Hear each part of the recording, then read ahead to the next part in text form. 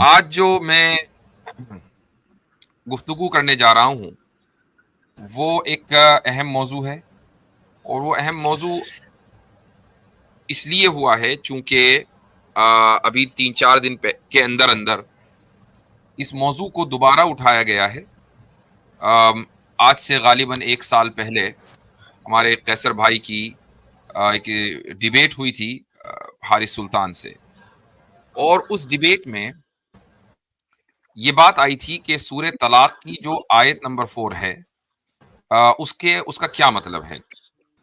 تو بہرحال میں عرض یہ کر رہا تھا کہ سورہ طلاق کی آیت نمبر 4 کے تعلق سے قیصر بھائی کی یہ پوزیشن تھی کہ اس میں جو بات کہی جا رہی ہے وہ ان خواتین کے تعلق سے کہی جا رہی ہے کہ جن کو حیض آنا بند ہو گیا، یا ان کو کسی بھی بیماری کی وجہ سے یا کوئی بھی وجہ ہو سکتی ہے اس کی وجہ سے ان کو حیض نہیں آتا ہے، یعنی وہ بوڑھی نہیں ہوئی ہیں لیکن وہ بالغہ ہیں، ان کو حیض آیا کرتا تھا۔ اب یا تو یہ کہ اس میں انکنسسٹنسی ہے، اور یا یہ کہ وہ کسی بیماری کی وجہ سے ان کو حیض آنا بند ہو گیا ہے۔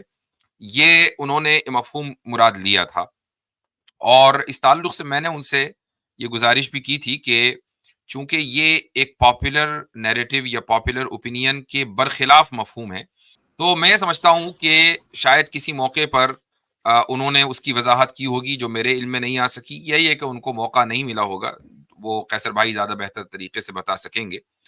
پھر ہوا یہ کہ ہمارے چلبلے انجینئر صاحب کو کچھ تھوڑا سا مسئلہ ہوا، اور وہ اس طریقے سے ہوا کہ ان کی کسی اسٹریم میں، جس کو لائیو کہنا بہت مشکل ہے، لائیو اسٹریمیں تو اس طرح ہوتی ہیں کہ جس میں لنک کو پبلک کیا جاتا ہے اور پھر اعلان کر دیا جاتا ہے کہ جس میں ہمت ہے آ جائے، تو اس کو کہا جاتا ہے لائیو اسٹریم۔ لائیو اسٹریم اس کو نہیں کہا جاتا کہ آپ لنک دیں تو پھر انہی کو دیں کہ جن کو آپ یہ بھی بتائیں کہ پوچھنا کیا ہے۔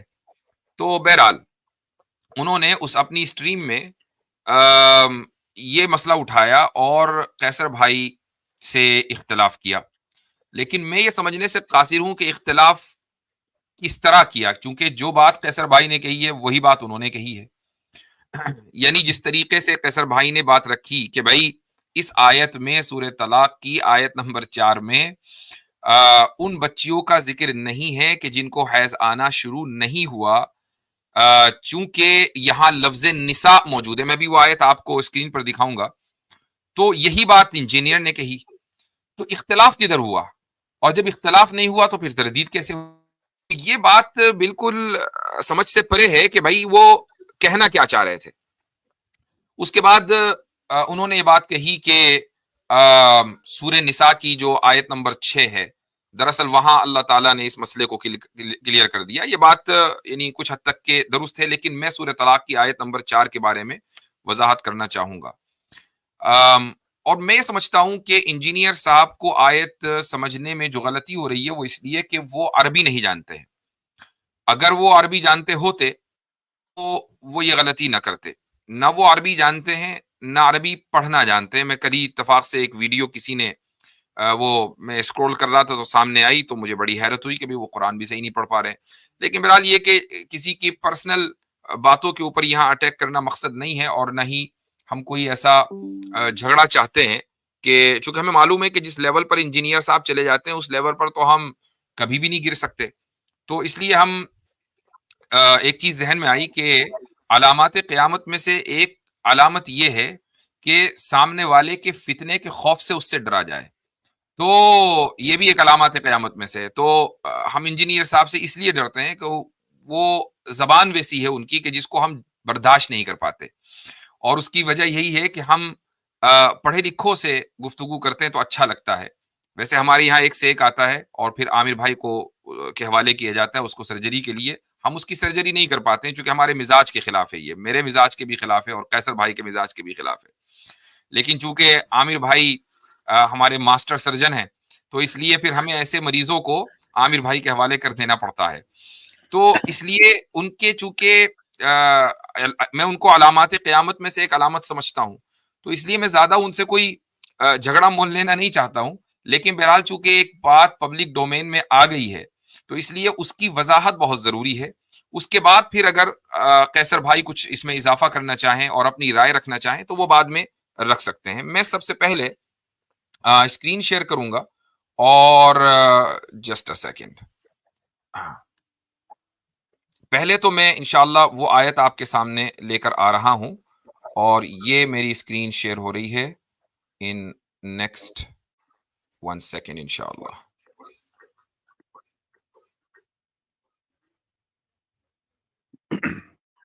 جی ہاں.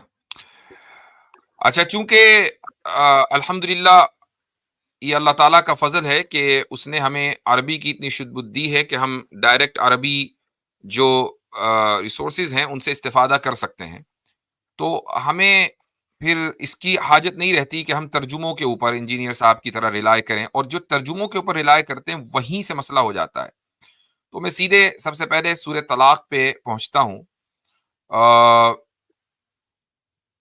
جی یہ رہی 65 آیت نمبر 4. یہ آیت آ گئی. اللہ تعالیٰ فرماتا ہے واللائی یئسن من المحیض من نسائکم ارتبتم فعدتہن ثلاثۃ اشہر واللائی لم یحضن، کہ وہ خواتین کہ جو مایوس ہو گئی ہیں حیض سے تمہاری عورتوں میں سے، یعنی جن کو اب حیض نہیں آئے گا. اگر تمہیں شک ہے، ظاہر ہے کہ حیض نہیں آئے گا تو اب عدت کیسے گزرنی ہے، تو اس میں شک ہوگا. فعدتہن ثلاثۃ اشہر، تو ان کی عدت 3 مہینے ہے. یعنی اگر ایسی عورت کو شوہر طلاق دے دیتا ہے تو وہ 3 مہینے اپنی عدت گزارے گی. اس کے بعد آگے فرماتا ہے اللہ تعالیٰ واللائی لم یحضن، اور وہ کہ جن کو ابھی حیض نہیں آیا ہے. یہ جو میں نے ابھی کا ترجمہ کیا ہے تو یہ بات ڈیبیٹ، اور اچھا ہے کہ قیصر بھائی کے سامنے بات ہو رہی تاکہ میرا موقف آ جائے، اور اس کے بعد قیصر بھائی اپنا موقف رکھنا چاہیں تو وہ ایک الگ مسئلہ ہے، وہ رکھ سکتے ہیں انشاءاللہ. تو واللائی لم یحضن، اس میں جو ابھی کا ترجمہ ہے یہ ضروری نہیں ہے کہ اس کے لیے لفظ ایضن جو عربی میں آتا ہے وہ موجود ہو. واللائی لم یحضن بعدو یا اس طرح کا کوئی لفظ موجود ہو، بلکہ لم جو لفظ ہے جب ہم اس کو فعل مضارع پر داخل کرتے ہیں، اور جو لوگ عربی زبان کی بنیادی بھی شد بدھ رکھتے ہیں وہ اس کو اس کا اندازہ لگا سکتے ہیں، تو پھر اس کا ترجمہ یہی ہوگا کہ جن کو ابھی تک نہیں آیا ہے. تو لم کی وجہ سے اور اس کو فعل مضارع پر داخل کرنے کی وجہ سے یہ ترجمہ کیا جاتا ہے. Point number 1. پوائنٹ نمبر 2 یہ ہے کہ انجینئر صاحب کا بھی یہ کہنا تھا کہ من نسائکم میں یہاں اس آیت میں چونکہ لفظ نساء موجود ہے تو یہاں لڑکیوں کی بات نہیں ہو رہی ہے، بلکہ یہاں بڑی خواتین کی بات ہو رہی ہے اور ان کی عدت کو بیان کیا جا رہا ہے. تو واللائی لم یحضن میں اس جگہ بھی یہاں چھوٹی عمر کی لڑکیوں کی بات نہیں ہو رہی ہے، بلکہ ان عورتوں کی بات ہو رہی ہے کہ جن کو کسی بھی وجہ سے حیض آنا بند ہو گیا یا حیض نہیں آیا. تو اس کا جواب یہ ہے کہ نساء کے لفظ سے یہ جو اشتباہ ہو رہا ہے وہ درست یوں نہیں ہے کہ یہاں پر جو واللائی میں ہے یہ عطف کے لیے ہے، اور اس کو ہم انگریزی میں پارٹیکل آف کنجنکشن بولتے ہیں. تو اس سے پہلے جو ہے اس کو، یعنی اس کے آگے پیچھے یہ معطوف و معطوف علیہ ہیں، اور معطوف اور معطوف علیہ یعنی واو یا پارٹیکل آف کنجنکشن سے پہلے اور بعد میں جو چیز ہوگی وہ دونوں الگ الگ ہوں گی. ان کا حکم ایک ہو سکتا ہے لیکن وہ ہوں گی الگ الگ. تو بالکل ایسے ہی جیسے کہ میں یہ کہوں کہ زید اور بکر دونوں آئے، تو زید اور بکر یہ 2 الگ الگ شخصیتوں کے نام ہیں، اگرچہ ان کے آنے کا حکم ایک ہی ہے کہ وہ دونوں آئے ہیں. ایسے ہی دونوں کا حکم ہے کہ عدت 3 مہینے ہوگی، اگرچہ پہلی آیت میں واو سے پہلے جو مسئلہ ہے وہ ان عورتوں کا ہے کہ جن کو زیادہ عمر کی وجہ سے حیض آنا بند ہو گیا، اور واو کے بعد جو مسئلہ ہے وہ ان بچیوں کا ہے کہ جن کو حیض نہیں آنا شروع ہوا، وہ بھی نابالغہ ہیں. اچھا، یہ جو بات کہی جا رہی ہے یہ اپنی طرف سے نہیں کی جا رہی ہے، بلکہ آپ کسی بھی، یہ ساری تفاسیر ہیں جو اس وقت میرے سامنے ہیں، کوئی سی بھی تفسیر آپ اٹھا کر دیکھ لیں. مثلا ہم تفسیر ابن کثیر میں چلے جائیں تو اللہ یہ فرماتے ہیں امام ابن کثیر یہیں پر کہ کما وَكَذَا الصِّغَارُ اللَّائِي لَمْ يَبْلُغْنَ سِنَّ الْحَيْضِ أَنَّ عِدَّتَهُنَّ كَعِدَّةِ الْآيِسَةِ ثَلَاثَةُ أَشْهُرٍ. اس سے وہ بچیاں کہ جو ابھی حیض کی عمر کو نہیں پہنچی ان کی عدت بھی ان عائشہ یعنی ان خواتین کی طرح ہے کہ جو مایوس ہو گئی ہیں اپنے حیض سے، اور وہ عدت ہے 3 مہینے، اور اسی وجہ سے اللہ نے فرمایا واللائی لم یحزن۔ اب ظاہر ہے کہ ابن کثیر معتبر ترین تفاسیر میں سے ہے، اور یہ جو ابن کثیر کہہ رہے ہیں یہ ان کی ذاتی رائے نہیں ہے، بلکہ جو مین اسٹریم ہے شروع سے لے کر آج تک وہ اس چیز کے اوپر متفق ہے۔ تو اب مسئلہ یہاں پر جو کھڑا ہوتا ہے وہ یہ ہوتا ہے کہ بھائی کیا اسلام اس کی اجازت دیتا ہے کہ حیض سے پہلے کنزومیشن آف میرج ہو جائے؟ چونکہ اگر کنزومیشن آف میرج ہو گیا ہے اور اس کے بعد طلاق ہوئی ہے تب جا کر تو عدت 3 مہینے ہوگی، لیکن اگر مان لیجئے کم عمری میں نکاح ہوا ہے اور کم عمری میں نکاح کے بعد یا کسی بھی عمر میں نکاح ہوا ہو لیکن کنزومیشن آف میرج کے بغیر ہی طلاق ہو گئی ہے تو پھر عدت ہی نہیں ہے اسلام میں، اور اس کی دلیل ہے سورہ احزاب کی آیت نمبر 49۔ اللہ تعالیٰ کہتا ہے کہ یا ایھا الذین آمنوا اذا نکحتم المؤمنات ثم طلقتموهن من قبل ان تمسوهن فما لكم عليهن من عدة تعتدونها۔ اللہ یہ فرماتا ہے کہ اے مؤمنین کہ جب تم مؤمنات سے نکاح کرو، مومن خواتین سے نکاح کرو، پھر تم ان کو طلاق دے دو ان کو ہاتھ لگائے بغیر، یعنی کنزومیشن آف میرج نہیں ہوا، تو تمہارے لیے کوئی ضروری نہیں ہے کہ تم ان کی عدت کاؤنٹ کرو، یعنی ان کے اوپر عدت ہے ہی نہیں۔ تو جب یہاں یہ کہا جا رہا ہے کہ جن بچیوں کو حیض نہیں آیا ان کی عدت 3 مہینے ہے، تو گویا کہ ان کے ساتھ کنزومیشن آف میرج ہو گیا۔ تو اب یہاں سوال یہ ہوتا ہے کہ کیا اسلام بچیوں کے ساتھ کنزومیشن آف میرج کی اجازت دیتا ہے کہ جو ابھی بالغہ نہیں ہوئی ہیں؟ یہ سوال یہاں پر ہے۔ تو اس کو آج ہم حل کرتے ہیں تاکہ یہ مسئلہ ونس فار آل انشاءاللہ حل ہو جائے اور ختم ہو جائے۔ تو میں ایک آرٹیکل آپ کے سامنے شیئر کر رہا ہوں۔ یہ آرٹیکل اصل مقصود نہیں ہے بلکہ اس آرٹیکل میں جو ریفرنسز ہیں وہ مقصود ہیں۔ تو یہ آپ کی اسکرین کے اوپر آ رہا ہے، جسٹ اے سیکنڈ۔ اب اس میں آپ دیکھیں کہ مسئلہ شروع ہوتا ہے اس جگہ سے کہ دوسرا مسئلہ یہ ہے کہ وہی مسئلۃ وطء الصغیرۃ او الدخول بہا، کہ ایک چھوٹی بچی سے جماع کرنا یعنی کنزومیشن آف میرج کرنا کیا یہ درست ہے یا نہیں؟ تو اکثر اہل العلم، میجورٹی آف دی اسکالرز اس بات کی صراحت کرتے ہیں کہ علی ان الصغر الذی لا تطیق معه الوطء مانع من موانع تسلیمها لزوجها، کہ جو بچپنا ہے اس کی بنیاد پر نہ یہ کہ شوہر کے لیے کنزومیشن آف میرج جائز ہے بلکہ لڑکی کے والدین کے لیے یہ بھی جائز نہیں ہے کہ وہ شوہر کے حوالے کر دیں اس بچی کو۔ اب آگے مختلف فقہا کے حوالے دیے گئے ہیں، اس میں جو ایک معتبر حوالہ ہے موسوعہ فقہیہ یعنی فقی انسائکلوپیڈیا کا، کہ جو اگرچہ ریسنٹ ورک ہے لیکن اس کی بنیاد ابھی تک کی جو ہماری پوری فقہی تاریخ ہے وہ ہے۔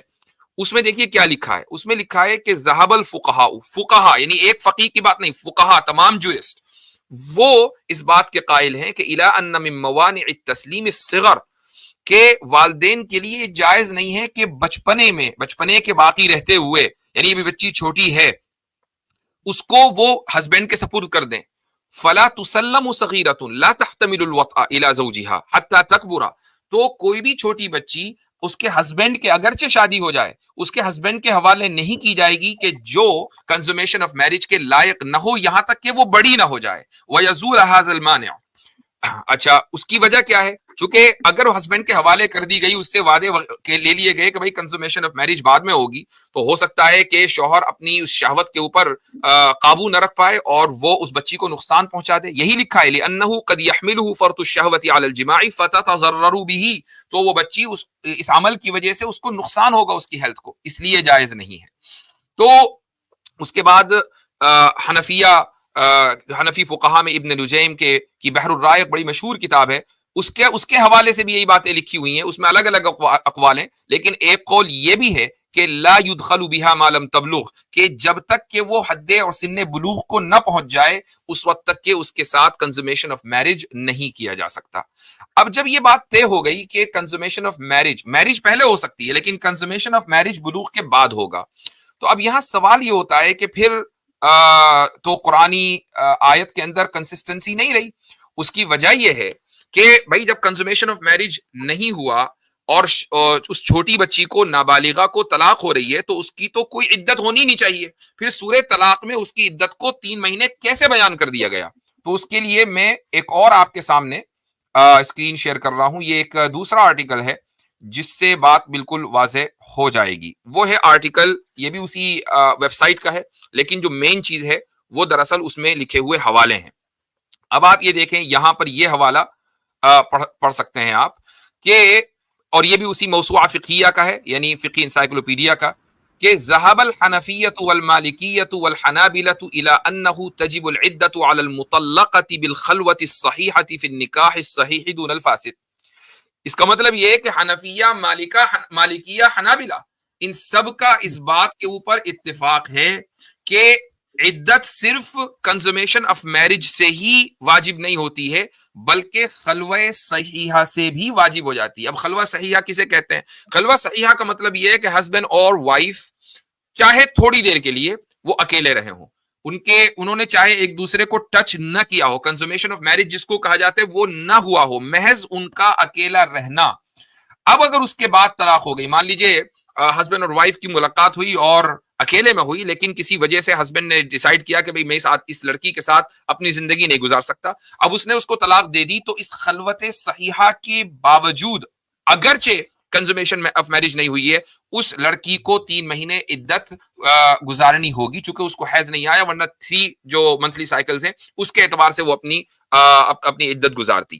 تو اب کیا ہوا؟ اب یہ ہوا کہ قرآن کریم کی سورہ طلاق کی آیت نمبر 4 ایک بہت ہی اسپیسیفک سچویشن کو بیان کر رہی ہے, اور وہ سچویشن یہ ہے کہ اگر کسی کم عمر کی لڑکی کی شادی ہو جائے جس کو بھی حیض نہیں آیا, کنزومیشن آف میرج جائز نہیں ہے, لہٰذا لیکن خلوت ہو گئی ہے, اور خلوت کنزومیشن آف میرج نہیں ہے, تو پھر اب اس کو اگر طلاق ہوئی ہے تو اس کی عدت بھی 3 مہینے ہے. اس مسئلے کو سورہ طلاق کے اندر بیان کیا گیا ہے. لہٰذا یہ اعتراض اسلام کے اوپر نہیں ہونا چاہیے کہ اسلام اس چیز کی اجازت دیتا ہے کہ کم عمری کے اندر کنزومیشن آف میرج بھی ہو سکتی ہے. اسلام اس کی اجازت اس لیے نہیں دیتا کہ سورہ نساء کی آیت نمبر 6 میں اللہ سبحانہ و تعالیٰ نے اس بات کی وضاحت کر دی ہے کہ ان کا جو وابتلوا الیتامى حتی اذا بلغوا النکاح, کہ یتیموں کا امتحان لو, یعنی ان کو جانچ لو یہاں تک کہ وہ نکاح کی عمر کو پہنچ جائیں. تو نکاح کی ایک خاص عمر ہے اس سے پہلے, اور نکاح کا جو سے مراد یہاں پر کنزومیشن آف میرج ہے, چونکہ نکاح ینکح, نکاح کے جو لنگوسٹک میننگ آتے ہیں وہ کنزومیشن آف میرج آتے ہیں, صرف کانٹریکٹ نہیں آتا. تو یہ پورا جب آپ سامنے رکھیں گے اس کا پس منظر, تو انشاءاللہ کوئی اعتراض نہیں ہوگا. اب کوئی آ کر یہ نہ کہے ہم سے کہ بھئی اسلام میں کم عمری کی گنجائش ہے, یہ ایک الگ مسئلہ ہے نکاح کا. نکاح کی یعنی اسلام میں نکاح کم عمری میں ہو سکتا ہے, یہ الگ مسئلہ اس لیے ہے کیونکہ ہم ہر چیز کو آج کے دور کے حساب سے مثلا جانچنے کی کوشش کرتے ہیں. ہمارا جو ہسٹوریکل یعنی کانسیپٹ ہے وہ الگ ہے, اور جو عربوں کا اس زمانے کا جو ہسٹوریکل کانسیپٹ ہے یا کانٹیکسٹ ہے وہ الگ ہے. اور وہ اس طریقے سے الگ ہے ہسٹوریکل کانٹیکسٹ کہ آج کے زمانے میں مثلا ہوتا یہ ہے کہ پہلے انگیجمنٹ ہوتی ہے, منگنی, اس کے بعد نکاح ہوتا ہے, نکاح کے بعد پھر لڑکی والوں کی طرف سے ریسیپشن ہوتا ہے, پھر اس کے بعد کنزومیشن آف میرج ہوتا ہے, کنزومیشن آف میرج کے بعد ولیمہ ہوتا ہے. یہ پورا ایک لمبا پارٹیوں کا سلسلہ ہمارے دور میں چلتا ہے. عربوں کے یہاں کیا تھا؟ انگیجمنٹ کا کوئی تصور تھا ہی نہیں, ان کے یہاں نکاح کرنا ہی انگیجمنٹ تھا, منگنی ان کے یہاں نہیں ہوتی تھی, نکاح کر دیا اور اس کے بعد کنزومیشن آف میرج ہوتی تھی اگر لڑکی لائق ہے, اور اگر لڑکی اس لائق نہیں ہے تو کنزومیشن آف میرج کے لیے وہ رکتے تھے. رسول اکرم صلی اللہ علیہ وسلم نے حضرت عائشہ سے نکاح کیا, کم عمری میں نکاح کیا, لیکن چونکہ کنزومیشن آف میرج ممکن نہیں تھا اس لیے 3-3.5 سال انتظار کیا. اور انجینئر صاحب بخاری کو کوٹ کرتے ہیں, تو میں بتا دوں کہ امام بخاری رحمہ اللہ نے ایک اپنی تعلیقاً اس کو روایت کیا ہے کہ وہ احمد بن صالح سے وہ یہ کہتے ہیں کہ میں نے اپنی ایک پڑوسن کو میں جانتا ہوں کہ جو 21 سال کی عمر میں دادی بن گئی, نانی بن گئی, دادی نے نانی بن گئی, تو میں ایک ایسی پڑوسن کو جانتا ہوں. تو اب دیکھیں اس زمانے میں یہ رواج تھا کہ 9-10 سال کی عمر میں شادی ہو گئی, کنزومیشن آف میرج, 9 مہینے کے اندر وضع حمل ہو گیا, بچی ماں بن گئی, اس کے بعد اس بچی کی بھی کم عمری میں شادی ہو گئی, 9-10 سال کی عمر میں وہ پھر ماں بن گئی, تو جو جس کی پہلے شادی ہوئی تھی وہ 21 سال کی عمر میں نانی بن جائے گی. یہ ایک عام رواج تھا. یہ نانی بنی اسی وجہ سے کہ اس کو حیض آنا شروع ہو گیا تھا اور وہ مینٹلی اور اسی طریقے سے فزیکلی وہ اس کیپیبل وہ نکاح کی اور شادی کی ذمہ داریوں کو سنبھال سکے. تو ہمارے زمانے میں ہوتا کیا ہے کہ انگیجمنٹ ہوتی ہے پھر نکاح ہوتا ہے. اس زمانے میں نکاح ہوتا تھا اور کنسومیشن آف میرج ہوتا تھا اگر اس کی گنجائش ہوتی تھی, اگر نہیں ہوتی تھی تو وہ ویٹ کیا جاتا تھا. تو اس لیے ان مسائل کو بیان کرنا ضروری ہے اور اس لیے اسلام میں کم عمری کے اندر نکاح جائز ہے, کنزومیشن آف میرج کے لیے ویٹ کیا جائے گا. تو یہ مختصر سا اس کی وضاحت تھی. ایک چیز کی میں اور وضاحت کر دوں اور وہ یہ کہ انجینئر کے طلبہ اسٹوڈنٹس یہ سمجھتے ہیں کہ اگر میں کبھی ان کے خلاف بات کرتا ہوں تو شاید کوئی مسلک اس میں مسلکی کوئی رجحان یا مسلکی کوئی جذبات ہیں. تو میں اس کو واضح کر دوں کہ انجینئر تو گزشتہ 10 سال سے جو کام کر رہے ہیں ہم نے تو ان کے تعلق سے کبھی اس موضوع پر گفتگو نہیں کی. ان کا نام ہماری زبانوں پر آیا اس لیے چونکہ انہوں نے پھر دراصل سیکولر طبقے کو, اسی طریقے سے سوشلسٹ طبقے کو اور جانے انجانے میں ابھی بھی حسن ظن رکھتا ہوں, جانے انجانے میں, ہو سکتا ہے انجانے میں, ملحدین کو انہوں نے تھوڑا سا یعنی اس طرح ان کی طرف لینینسی دکھانی شروع کی کہ اس سے ان کو تعاون ملنے لگا. L G B T Q پر بھی اور بہت سارے مسائل ہیں. جہاں تک کہ بات فرقوں کی ہے نا, تو آپ دن رات کو بھی اگر اسٹریچ کر کے کوئی اور وقت نکلتا ہو تو اس میں بھی اگر آپ تھانوی رسول اللہ کہہ کے چاہے جتنے نعرے لگانے چاہیں لگائیں, ہماری صحت پر کوئی فرق نہیں پڑتا. میں تو خود فرقہ پرستی کے سخت خلاف ہوں.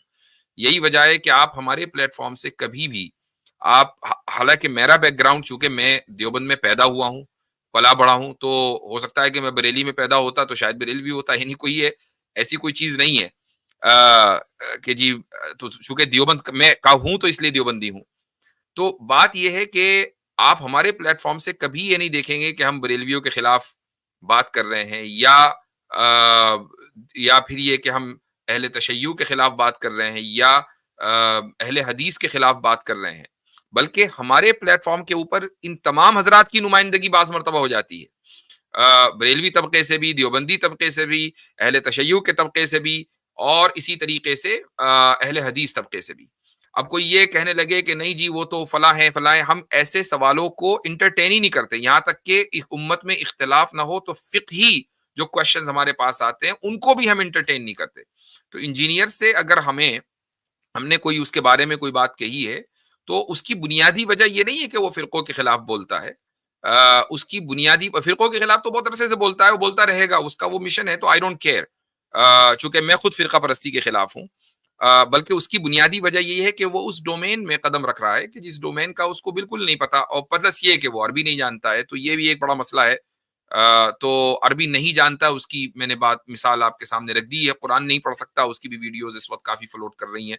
اللہ تعالیٰ ان کو قرآن سکھائے, تجوید سکھائے اور عربی کی کچھ شد بد دے تاکہ وہ لوگوں کی چربی کم نکالیں. تو باقی یہ ہے کہ انشاءاللہ آج کی جو ویڈیو ہے یہ ایک امپورٹنٹ پیغام یہ ریکارڈ ہو گیا ہے. کچھ اور ایڈ کرنا چاہیں تو ضرور کریں. نہیں سر, میں آپ سے بس اجازت چاہوں گا. تھوڑا سا ٹائم رہ گیا, میری ڈبیٹ ادھر سیکولرزم اسلام وہ سٹارٹ ہونے لگی ہے ٹویٹر پہ. بس ایک میں جاتے جاتے چیز کہوں گا کہ آج کا دن آپ نے خوب چنا ہے عدت کے معاملات کو ڈسکس کرنے کے لیے. عامر بھائی میرا ریفرنس سمجھ جائیں گے. It's a huge uproar in Pakistan at the moment.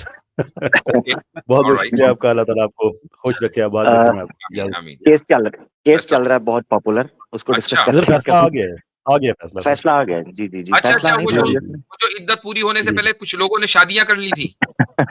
جی وہ فیصلہ اس کا آ گیا ہے اور ریڈ ہاٹ ماحول پاکستان میں. تو کیا مطلب میں کہہ رہا تھا جی نہیں وہ انلیگل ہو گیا. ابھی یہ بھی کنٹروورشل چل رہا ہے, مگر یہ ہے کہ کافی مکہ دھکی چلی ہے عدالت کے اندر ہی, اڈیالہ کے اندر ہی وہ سیشن لگا تھا, تو اس میں کافی جو ہے دھکا مکی چلی ہے اور پرسنل باتیں نجی. چلے وہ الگ بات ہے, یعنی عدالت کس درجے پر پہنچی کہ عدت ہو گئی تھی کہ نہیں ہو گئی تھی؟ عدالت تو پہلے سے ہی پہنچی ہوئی تھی اوبویسلی. وہ تو نتیجے پہلے سے ہی پہنچی ہوئی تھی. ہے وہ یہ ہے کہ شادی انلیگل ڈکلیئر کر دی گئی ہے. जी तो वो सज़ा भी हुई, जुर्माना भी काफ़ी ज़्यादा हुआ है, लाखों में, अच्छा और जेल एंड सो फोर्थ।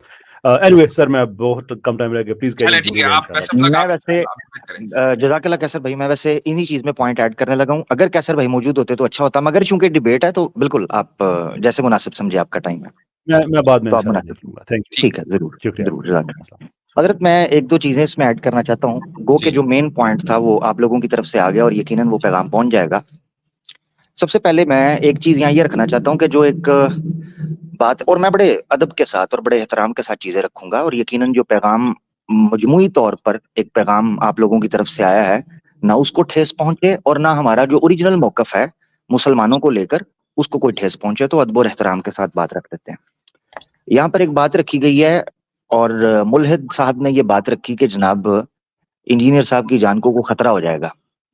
तो हम बबांगे दोहल कहते हैं कि इंजीनियर की जान को, इंजीनियर भाई साहब या अली भाई की जान को खतरे से सबसे बड़े बेनिफिशियरी तो सेकुलर और लिबरल्स हैं, और हम लोग उसके डिसएडवांटेज के एज पर खड़े हुए हैं जो रिलीजियस सर्कल हैं। क्यों? क्योंकि उन्हीं के खिलाफ नैरेटिव बनेगा कि देखो एक ये बंदा था, ये बंदा बात कर रहा था, इस बंदे की जान को नुकसान पहुंचा, लिहाजा पाकिस्तान को सेकुलर लिबरल होना चाहिए। ये बड़ी मजहबी कट्टरपंथी है, एक्सट्रीमिज्म है। तो उसके असल बेनिफिशियरी तो लिबरल्स और सेकुलर्स हैं। तो इंजीनियर को नुकसान भी वही लोग पहुंचाएंगे जो इसके बेनिफिशियरी हैं, ऑब्वियसली। और सीधी बात है कि जब कोई नुकसान पहुंचता है तो सबसे पहले मोटिव्स को ही देखा जाता है। यानी जब फॉरेंसिक टीम आती है या इंटेरोगेशन होती है तो वो इसी से शुरू होती है कि मोटिव्स क्या हो सकते हैं, ये बेनिफिशियरीज कौन है। तो हम तो नुकसान में जाएंगे, वो सर्कल्स जो रिलीजियस हैं। एक तो ये बात रखना चाहता था। दूसरी ये, हजरत ने स्टार्ट में बात की कि हम लोग जवाब क्यों नहीं देते इनको। बड़ी प्यारी बात की कि हम लोग इनके लेवल पर उतर नहीं सकते। हजरत का उजर तो यही है, मेरा इजाफी उजर भी है, क्योंकि मैं इनके लेवल पर उतर सकता हूं, मगर सिर्फ एक मसला है जो रोके हुए है, जो जी गिल्ट है। वो गिल्ट ये है कि इस्लाम ने मुझे सिखाया था, औज़ु बिल्लाहि मिनश शैतानिर रजीम, अशिद्दाउ अलल कुफ्फारी रुहमाउ बैनहुम। मैं जब अपने मुसलमान से भिड़ूंगा ना, उसके बाद मुझे चैन की नींद नहीं आएगी। ये सोते हैं, मर्दी के मालिक हैं, मगर शायद इनका फॉर्मूला उल्टा है कि अशिद्दाउ अलल मुमिनीना व रुहमाउ अलल कुफ्फार, नाउज़ सही बिल्लाह। क्योंकि सही अपने मुसलमानों के तो गिरेबान पकड़ते हैं, उनकी पगड़ियों को उछालते हैं, और वेल नीडेड क्लिप्स ऐसी जगह पर जाकर अली भाई आप रखते हैं जहां मुसलमानों के दिल जलाने के लिए कोई कसर बाकी ना रहे। तो याद रखें कि हमें सिर्फ एक चीज रोके हुए है कि हमारे मुसलमानों के अंदरूनी इंतशार और खलफशार का बायस हम लोग ना बन जाएं। हम जब खुद को बॉर्डर का सिपाही कहते हैं तो उसमें ये चीज आप ताबीरन समझें उसके अंदर, कि जो फौज होती है या आर्मी होती है जो बॉर्डर के ऊपर खड़ी है, वो रीजनल या डिस्ट्रिक्ट या स्टेट लेवल के ऊपर इन्वॉल्व नहीं होती, वहां के डिपार्टमेंट और काम करते हैं। हम लोग इसीलिए इन चीजों पर इन्वॉल्व नहीं होते। दूसरी बात ये है, मैं यहाँ एक चीज हजरत हमारी टीम के हवाले से रखना चाहता हूं कि हम वो लोग हैं कि जिन्होंने कुरान की इस आयत को पढ़कर इस पर अमल करते हैं, अल्हम्दुलिल्लाह, कि कुल इन्ना सलाती व नुसुकी व महयाया व ममाती लिल्लाहि रब्बिल आलमीन। यहाँ किसी इंसान को सफाई नहीं दी जा रही, यहाँ उस फरीजे को अंजाम दिया जाता है जब हम हक बात करते हैं कि कल क़यामत के दिन यही मुसलमान नौजवान जो इन गलत ताबीरों और तौजीहात और फतवों की वजह से किसी गलत जगह पर पहुंच जाएं, और हम लोग जो जानते हैं ये थोड़ा बहुत मुफ्ती साहब से समझकर या उलमा से समझकर जिस चीज को रख पाए हैं उसमें कहीं ठोकर ना खा सकें, तो बच जाएं। यानी जिस तरह मुफ्ती साहब ने कहा कि अंदरूनी मामलात पर बात चल रही थी, वो तो सदियों से चल रही है, आपसे सख्त बातें लिखी गई हैं और सख्त मामलात किए गए हैं आइम्मा के साथ।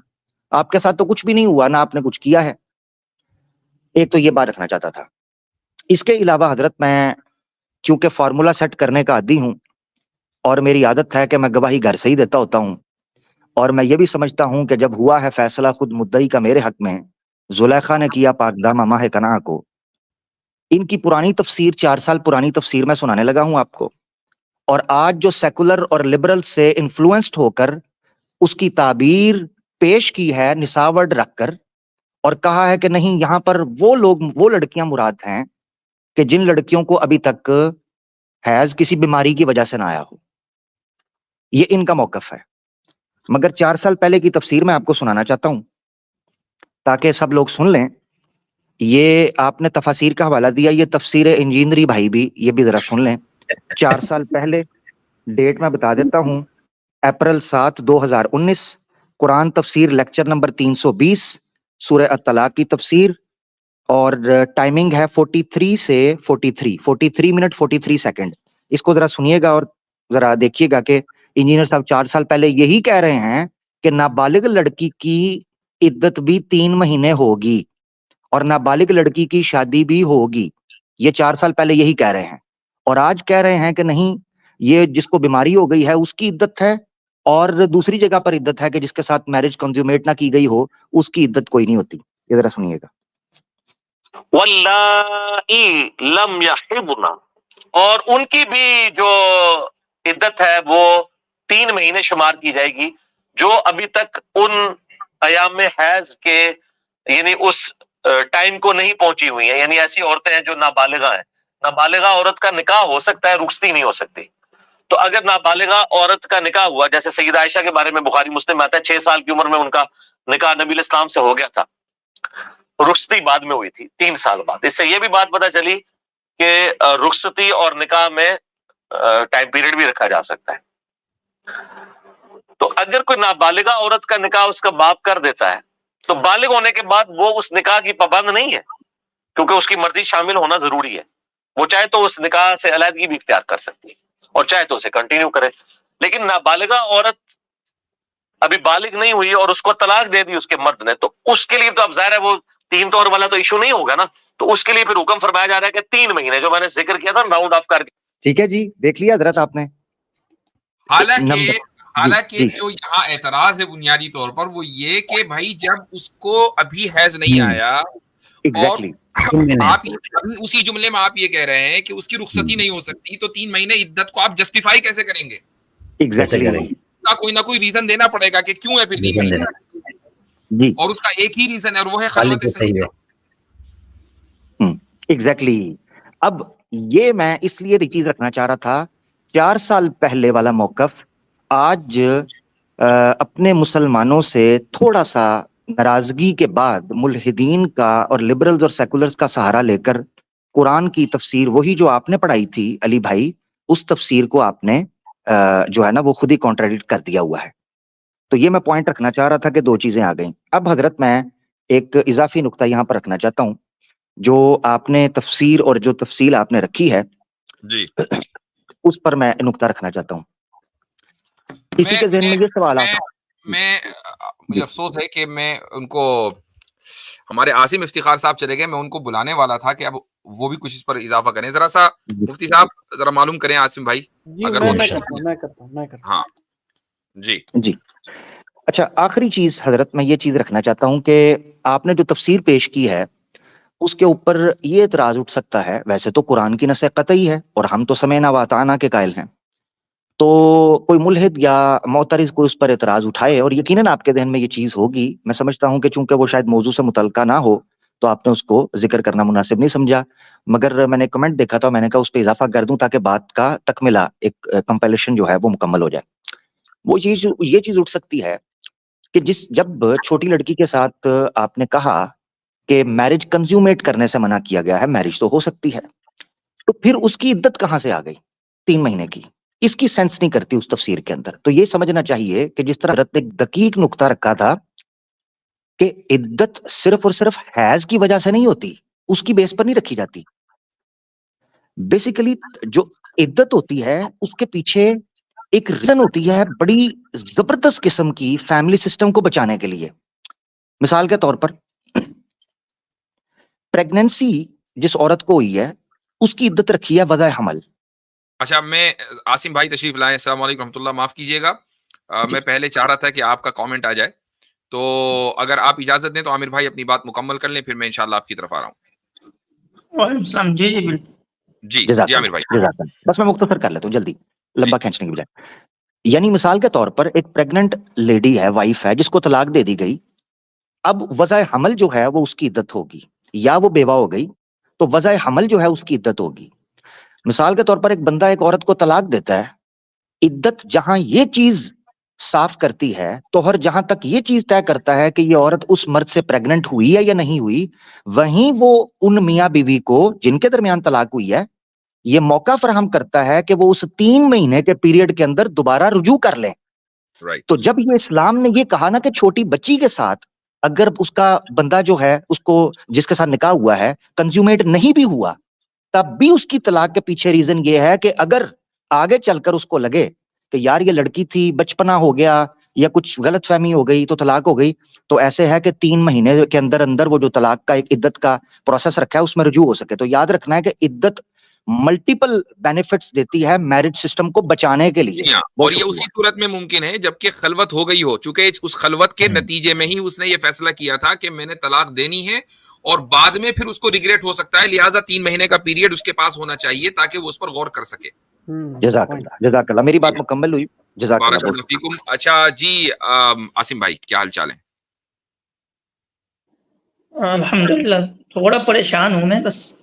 اچھا کیا ہو گیا؟ پچھلے 5 دن سے میرے جو ان باکس ہیں وہ ایسے ہی لوگوں سے بھرے ہوئے ہیں جو مجھ سے پوچھتے ہیں کہ دیوبندی ہو کہ بریلوی ہو تم. وَسَمَّاكُمُ الْمُسْلِمِينَ, ابراہیم علیہ السلام نے تو نام رکھا تھا مسلمان. تو عاصم بھائی آپ بول دیا کریں, آج کل تو آسان ہے, نہ میں وابی نہ میں بابی, میں ہوں مسلم علمی کتابی. جی کیا مشکل صحیح ہے. باضابطے سے کچھ لوگ تو مناظرے کرنے پہ آ گئے, مطلب وہیں ان باکس میں. مطلب بھائی ہو کیا گیا ہے, مطلب اور یہ تقریباً شروع ہوا ہے پچھلے 5 دن سے. 5 دن پہلے تک جو ہے مجھے اس طرح کے میسیجز نہیں آئے تھے. 5 دن سے جو ہے مجھے میسیجز آ رہے ہیں اس طرح کے جو پوچھ رہے ہیں کہ کس فرقے سے ہو, چشتی رسول اللہ سے یا اشرف علی رسول اللہ سے. ایک ای میل بھی آیا میرے پاس ایک بریلوی بھائی کا, تو انہوں نے کہا کہ جی وہ ہم نے اپنے مولانا سے سنا ہے فلاں کا یہ فتوے وغیرہ جو لگتے ہیں, آپ مجھے بتا دیں یا کسی اسٹریم میں یہ بتا دیں کہ ان عبارتوں کا کیا مطلب ہے. تو میں نے کہا بھائی یہ میری ذمہ داری ہے ہی نہیں, میں نے تو اس کو جواب بھی نہیں دیا, لیکن چونکہ یہاں بات ہو رہی ہے تلک امت قد خلت لہا ما کسبت, کہ یہ امت جا چکی, یہ حضرات جا چکے, ان میں آپس میں جو پھڈے تھے یہ اوپر جا کے طے ہوں گے. میں کتنا ہی دفاع کر لوں اور آپ کتنا ہی الزام لگا لیں, کچھ بھی اس سے ثابت ہونے والا نہیں ہے. لہٰذا ہم ان موضوعات پر گفتگو کو ہی فضول ترین گفتگو سمجھتے ہیں. تو یہ ہمارا موقف ہے, اس لیے ہمیں فرقوں سے کوئی لگاؤ نہیں. مصطفیٰ اگر ہم اپنے یعنی کہ مجموعی طور پہ اگر ہم 1400 سالہ تاریخ کو دیکھیں تو یہی رویہ رہا ہے کہ ایسا نہیں ہے کہ تمام انسان نے جو ہے وہ ساری باتیں صحیح لکھی ہو. کتنا بڑا سے بڑا امام, کتنا بڑا سے بڑا فقیہ ہے, اس کی کچھ نہ کچھ باتیں ہمیشہ کنٹروورشل رہی ہے. تو امت کا موقف یہ ہے کہ لا کمال الا للہ, کمال تو صرف اللہ کو ہے. بالکل بالکل. تو جو ایسی کنٹروورشل چیزیں ہوتی ہیں ان کو جو ہے وہ سمجھیں گے پیسج آف دا ٹائم جو ہے دفن کر دی جاتی ہے. ایسا ہی ہوتا ہے. اگر آپ جا کے دیکھیں گے ہر امام کے کنٹروورشل آرا کو, اوپینین کو لینا شروع کریں گے تو پھر تو آپ پریشان ہو جائیں گے بھائی کہ ہم جتنے کنٹروورشل اوپینین ابھی کے اسکالرس میں دیکھ رہے ہیں اس سے زیادہ تو ہمیں خیر القرون کے اسکالرس میں مل رہے ہیں. امام اوزاعی کا یہ فرمانا ہے کہ من اخذ بنوادر العلماء فقد ہلک, کہ جو ان علماء کی اس طرح کی ادھر ادھر کی رائے کو, جو ان کی کنٹروورشل یا ریئر ان کی اوپینین ہے, اگر ان کو چن چن کر ان پر عمل کرے گا نا, فقد ہلاک کا وہ ہلاک ہو گیا, اس کی دنیا اور آخرت دونوں برباد. تو مطلب مجھے یہاں پہ لگتا ہے کہ ایک جو لوگ ہیں ان کو تھوڑا سا انٹلیکچوئل اپروچ اپنانا چاہیے, نہ کہ ایموشنل ہو جانا چاہیے اس طرح کی چیزوں کو. آپ دیکھیں کہ جو ہماری انٹلیکچوئل ہسٹری ہوتی ہے کسی بھی قوم کی, وہ کیسے کام کرتی ہے اور وہ کیسے آگے بڑھتی ہے اور علم کا پروگریس کیسے ہوتا ہے. یہ رویہ نہیں ہونا چاہیے کہ ہم جو ہے وہ جو پیچھے کے اسکالرس ہیں ان کو لے کر کے جو ہے وہ ہم پورا کا پورا یعنی پوری اپنی روایت کو جو ہے متون قرار دینے کی کوشش کریں. یہ کسی بھی ایک عقل مند اور زندہ قوم کا رویہ یہ نہیں ہوتا اپنی علمی وراثت کے بارے میں. میں تو بس یہی کہنا چاہوں. زبردست پوائنٹ. اچھا میں جی اس میں کوئی اضافہ کسی کو کرنا ہے؟ جی جی صاحب, میں ایک میسج آپ کے ذریعے سے پہنچانا چاہتا تھا. جس وقت کیسر بھائی نے خاص کر ہماری طرف سے انجینئر صاحب کو تھوڑا سا روک ٹوکنا شروع ہوا, ان کے خلاف نہیں کہوں گا, ان کی اصلاح کے لیے ایک ویڈیو بنایا گیا کہ آپ جو ہیں ان حضرات کے ویڈیوز کے نیچے کمنٹ کرتے ہیں تو ایک سیٹل میسج جاتا ہے. حالانکہ آپ کا کوئی بھی ایشو ہو سکتا ہے, ہم آپ کی نیت پہ شک نہیں کرتے, لیکن کیونکہ برے صغیر کی عوام جو ہے آپ کتنا ہی کہہ لیں کہ اسٹوڈنٹ ہے, یہ نہیں ایسے نہیں ہے, بابا پرستی نہیں ہے, لیکن at the end of the day ایک آئیڈل جو ہے وہ بن جاتا ہے. لیکن اس کا جو ہے ہمارے پاس سامنے جو مفتی صاحب مجھے ایک ایگزامپل جو ہے وہ مل گئی جس کا مجھے خدشہ تھا وہی ہونے والا ہے، ہو گیا. میں پرسوں کیا ہوا، اگر آپ کو پتا ہوگا کہ انجینئر صاحب کا ایک کمنٹ بڑا وائرل ہوا جو انہوں نے محروب موئز کے ایک وہ چینل پہ پوڈ کاسٹ ہو رہا تھا تو اس کے نیچے کیا تھا. اس میں نے بھی ویڈیو بنائی اور دیگر حضرات بہت سے لوگ ہیں جن نے ویڈیو بنائی کہ انجینئر صاحب کو یہ چیز نہیں کرنی چاہیے. مطلب ایک ایسا شخص جو کھلم کھلا ایک فضول سی چیز ٹرانسجینڈرزم کو مطلب یہ پروموٹ کر رہا ہے. ہونا کیا یہ تھا کہ انجینئر صاحب کے ایک اسٹوڈنٹ ہے، میں نام نہیں لوں گا، میں بس ایگزامپل دینا چاہتا ہوں کہ یہ کیا ہو رہا ہے اور یہی ہمارا کنسرن تھا جو اب سچ ہوتا ہوا نظر آ رہا ہے. انہوں نے ایک ویڈیو بنائی اور انہوں نے ویڈیو میں کہا کہ جتنے بھی انجینئر صاحب کے اگینسٹ ویڈیو بنا رہے تھے ان کے منہ پہ چانٹا ہے، یہ دیکھو یہ تو انجینئر صاحب کے اگینسٹ ایک تعصب ہے.